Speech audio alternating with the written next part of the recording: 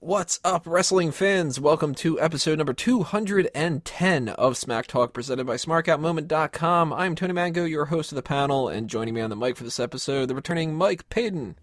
Hey, whose leg do I have to hump to get some morphine around here? That guy. Did he give it to you? No, but I gave it to him. Nice. Also, we've got Steven Wago. Fuck off. Oh, okay. Bye, All right, everybody. back on. And Kaylin Ferris. Hidely ho, podcasterinos. Especially that Tony panel, right? Tony Panel.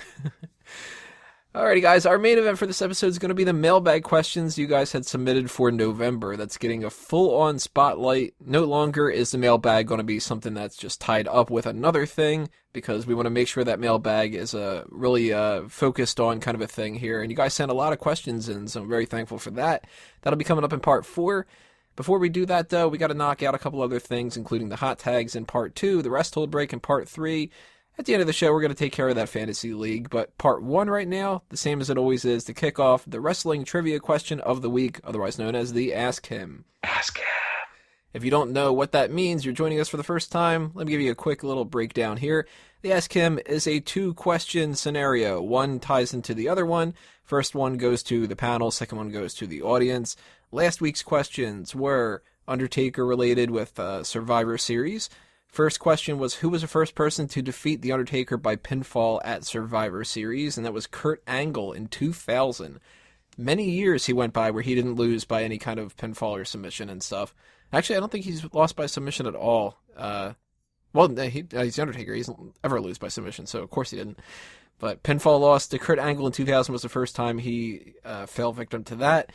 Question to the audience last week, which Survivor Series team did Kane join to face off against The Undertaker's Dark Side team? That was in 1995, and Dark Side team was Undertaker, Fatu, Henry Godwinn, and Savio Vega, that Bone Street crew.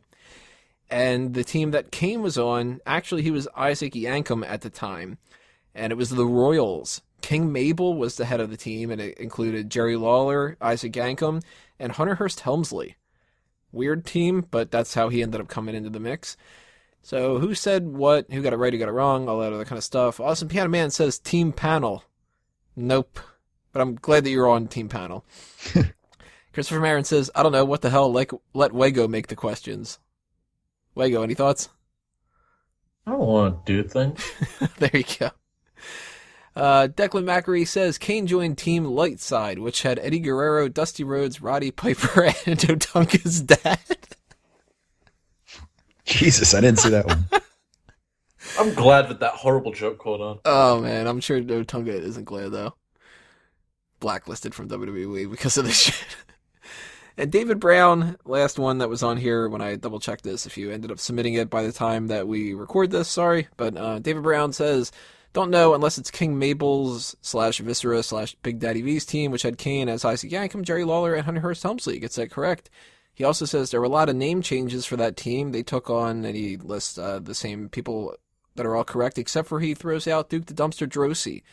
Duke the Dumpster, not a part of that, but he says that's the best I can do. Sorry. Good job, David. You got most of that right. So, this week we're going to move on. We got TLC coming up, so all that Survivor Series stuff is out of the way.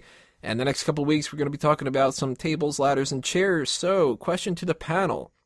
Who participated in the first ever tables match in WWE history? The Dudley Boys. And who did they either defeat or lose to? Was it the Hardys? Yep. Hardy Boys defeated the Dudley Boys.